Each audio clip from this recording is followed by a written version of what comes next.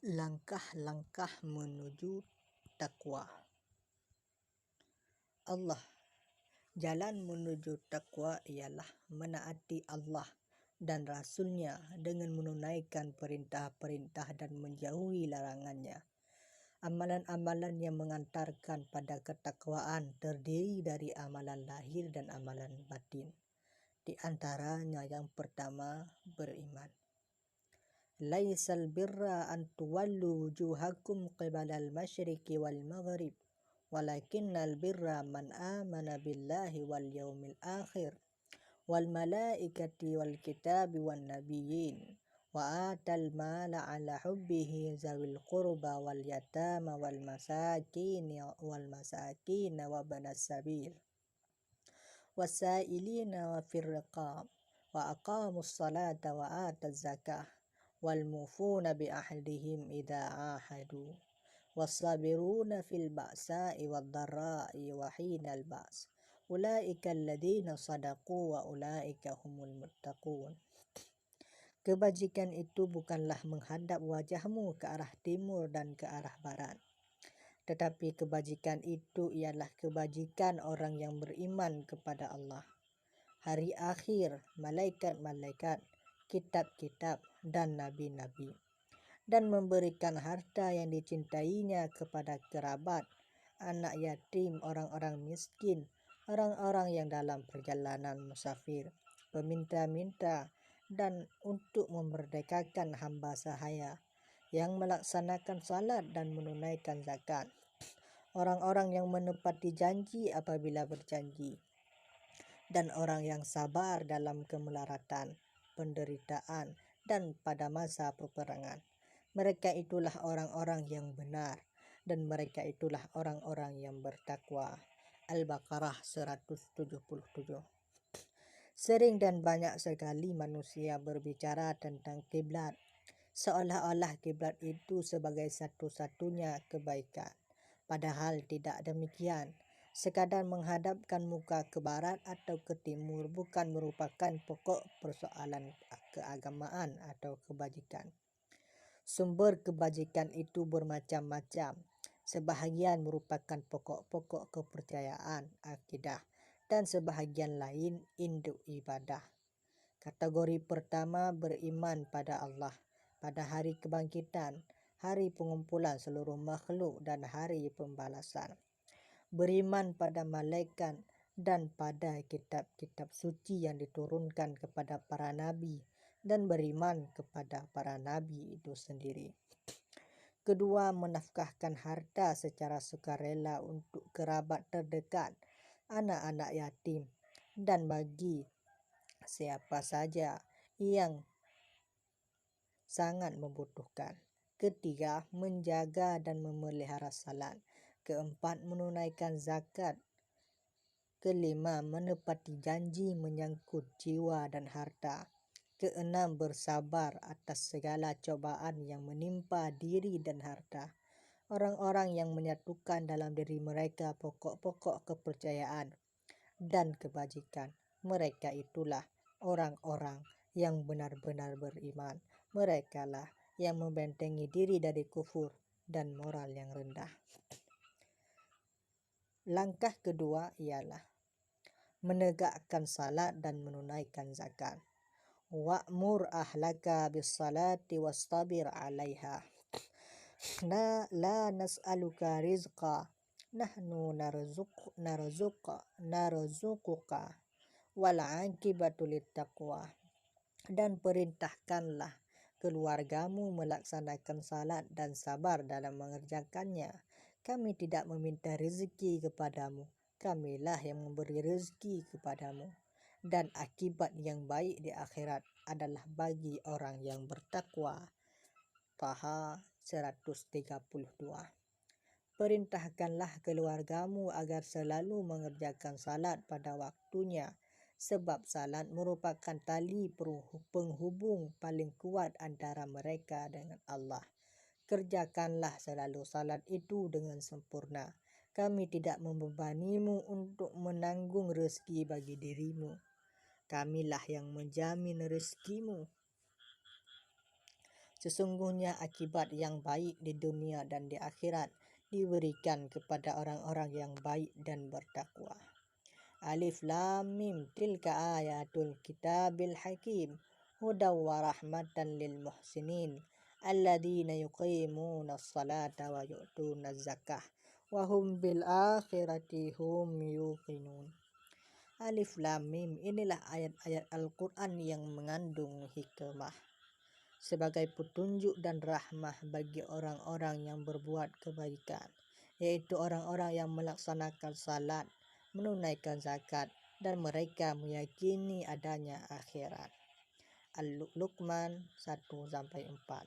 Ayat-ayat agung ini adalah ayat-ayat Al-Quran yang mengandung hikmah dan kebenaran. Ayat-ayat ini adalah petunjuk dan rahmat yang sempurna bagi orang-orang yang berbuat kebajikan. Mereka adalah orang-orang yang mengerjakan salat dengan sempurna dan memberikan zakat kepada orang yang berhak, serta benar-benar mengimani adanya kehidupan akhirat. Langkah ketiga ialah berpuasa. Ya ayyuhalladzina amanu kutiba alaikumusiyam kama kutiba alal ladzina min qablikum la'allakum tattaqun. Wahai orang-orang yang beriman, diwajibkan atas kamu berpuasa sebagaimana diwajibkan atas orang sebelum kamu agar kamu bertakwa.